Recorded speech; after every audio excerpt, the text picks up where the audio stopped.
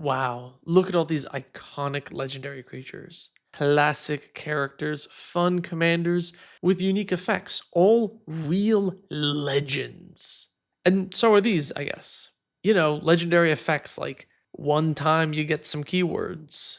I mean, this is like an Ajani Pride mate, but with a keyword or two. Legendary creatures have changed a lot over time, and these days there are more of them than ever. I could show you a lot of stats about how many legends there are from the last few years compared to all of Magic's history, but everyone else has already done that and talked about it. I'm starting from the assumption that there's a lot more legendary creatures today than there were 10 years ago. I think players recognize this. I want to talk about the problems this increase in legends has caused and how Wizards can fix it. First, though, an ad. Recently, my chair took a bit of damage. No idea what happened. It's almost like there was a bite taken out of it. I have no clue who could have done such a thing. Luckily, Flexispot has decided to help me out by sponsoring this video. Yo, they got the Paul George chair. They sent me the C7M chair, which I have been using for a few weeks now. I really love it. The adjustable headrest is awesome and the lumbar support feels so good. As someone who spends a lot of time sitting down in front of their desk, having a chair that properly supports me is very important.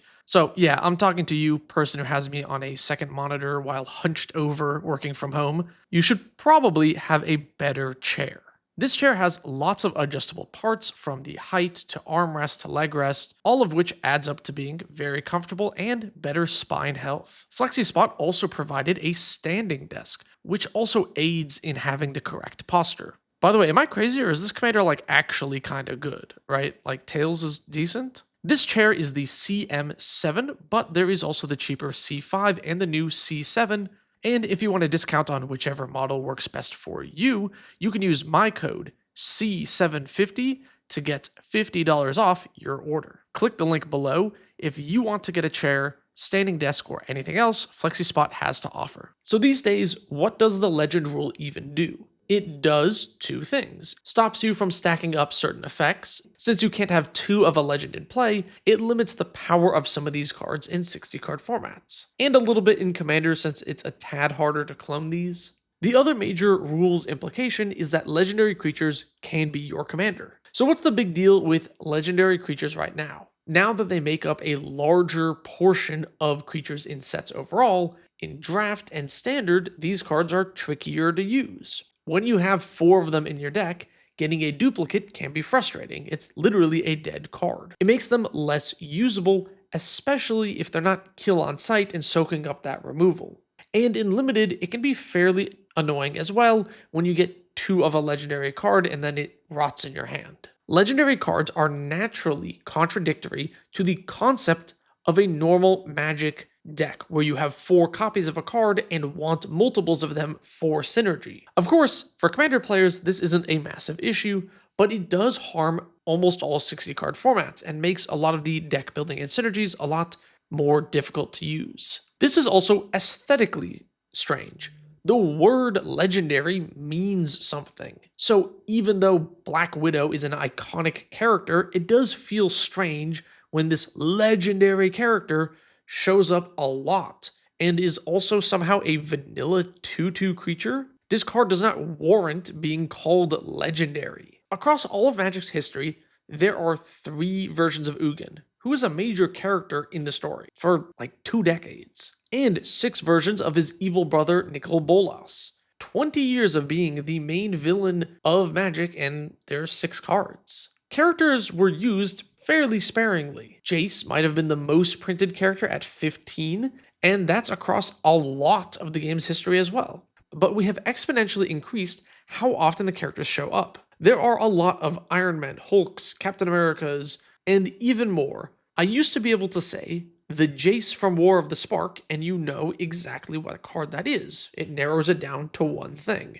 But the Iron Man from Marvel Superheroes does not narrow it down. This effect is not game ruining, but it is a bit confusing and I think somewhat telling of Wizards' strategy in how they think about these cards and characters. In fact, 15 Jaces might be telling as well. All of this has led to Wizards thinking up solutions. They want to continue printing a ton of legends without worsening 60 card formats. But legendary creatures are also commanders, and commander players wanting stuff sells packs. So, some people have proposed the idea of simply removing the legend rule altogether. It becomes something that only affects commander and in normal gameplay has literally no impact. In theory, we already have the ability to play multiple copies of named characters, and the legend rule has been eroded over time. It used to be that there could be only one copy of a legendary card on the field. So, why not get rid of the legend rule? Personally, I'm not a fan of this solution. I don't like the idea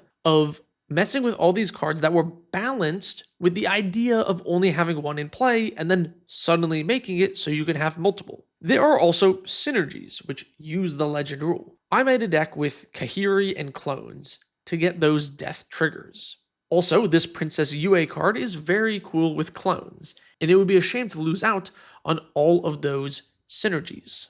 I also think we should have things that feel legendary and special from a flavor perspective. I think that getting rid of the legendary rule and making everything legendary makes nothing legendary, right? So I want to talk about how Wizards could fix the legendary creature problem without getting rid of the legend rule. Now, it is no surprise that this problem is more apparent because of Universes Beyond. Original Theros had 13 legends. Lost Caverns of Ixalan had 31. This increase is due to the commanderification of Magic, so they juiced the amount of legends in a set. But UB has pushed it even further. Teenage Mutant Ninja Turtles had 72 legendary creatures, and TMNT was a pretty small set. Many players are going to say that getting rid of Universes Beyond is what is needed to fix the legendary creature problem. And I agree, it would totally help. If we're referencing all these characters, they have to be legendary because of how they are. So if they did less UB, there would be less legends. But I do want to say that I think you can solve this problem without getting rid of Universes Beyond. So let's explore that idea. In TMNT, they advertised there was a turtle in every pack, which meant we got some of these iconic characters at low rarities with mundane effects. These are very low powered and unlikely to be used as anyone's commander outside of a few people. I find this turtle in every pack idea strange. Does Wizards think that if a player who likes TMNT opens a pack and does not immediately see a turtle, they will just quit the game, never to open another pack again? I don't buy this argument. I think a Turtles fan would open a pack with no turtles in it, see Shredder, and then go, wow, Shredder is cool. They're not going to cry and quit the game because there's no turtle. Presumably, they like the other characters as well. But it's for the collectors, you might say. Is it? I do agree there are players who want to collect every version of a character, but do they think players are going to open Leonardo Big Brother and post about it online, about how hyped they are, and yell hashtag cowabunga? I mean, I did that, but normal people won't. The common ones are easy to obtain, and if they didn't exist, I doubt a collector would complain about not having an easy to get version of the character, which is weak and unplayable in most places.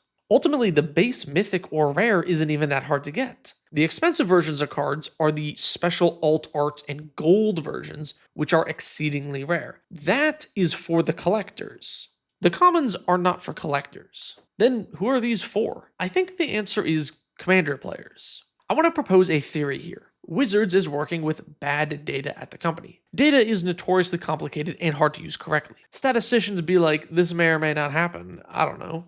Ultimately, there are always competing variables which can cause your conclusion to be incorrect. Wizards says Spider-Man sold well, and for them, it did. But their sales data has lag to it. Wizards sells to distributors, not you, the player. Distributors saw Final Fantasy sell really well, so they assumed the next UB set, which is a crossover with a popular brand, will also sell well. But it didn't, so that means the next crossover set is what distributors will not buy a lot of. And surprise, surprise, TMNT did not outsell Final Fantasy or Spider-Man. Anecdotally, I know stores who thought Turtles were going to be like Spider-Man, and then because of that, didn't order as much from their distributors. Spider-Man selling from Wizards to distributors very well is not indicative of the quality of the Spider-Man set. It is, however, indicative of the previous set's quality because that set up the expectations for distributors. So what does all this have to do with Legends? I think at some point in a boardroom meeting, a market researcher at Hasbro made a connection. Commander players drive profits. That's most of the people. Commander players want legendary creatures to put in the command zone. They need new legends to excite them to buy a set. Because of that, they decided more legends makes more commander players join in. This on the surface feels like it could be true, but this idea lacks context. Are there diminishing returns from doing so? Does the influx of legendary creatures actually mean more commander players buy the set? And did the increase from 15-ish legendary creatures to 30 cover all of your bases in terms of getting commander players in? Because I imagine they looked at Lost Caverns of Ixalan selling more than whatever set didn't have as many legends in it, and thought that meant more legends, more sales. Looking at the legends from TMNT, the most popular commander only has 5k decks on EDH Rec. Spider-Man is doing much better, with 3 commanders past the 10k mark and multiple over 5k. Final Fantasy, being the most popular set ever, has even more commander decks for its legends than those other sets. Now let's compare all 3 of these high legend count sets to Kaldheim, a set with way less legends. But these numbers still blow TMNT out of the water, and the God of the Tree is an outlier here compared to most of these other commanders. It's one of the most popular commanders of all time. Even Secrets of Strixhaven, which has a smaller amount of legends and is a newer set, has numbers rivaling Spider-Man's most popular commanders, and Spider-Man had a big head start on players building lists for it. What I'm trying to show with this comparison is that the number of legends in a set does not directly correlate with how popular those legends are with commander players. In fact, if we scroll down for these sets that have tons of legends, we find commanders that have basically no decks for them. Commanders that are popular usually have a very unique effect, maybe they're powerful, or they unite a type or theme across multiple colors. And oftentimes a combination of these factors is what makes a commander very popular, which is why making all these jank commons and uncommons into commanders does not draw in commander players. So how does Wizards fix this with the caveat UB still exists? Easy. Just print one version of each character. Just make the word legendary mean something. Valgavoth is the big bad from Duskmourn. It got 1 card in the main set, 1 card in the commander set. So I can easily say Commander Valgavoth and you know exactly what I'm talking about.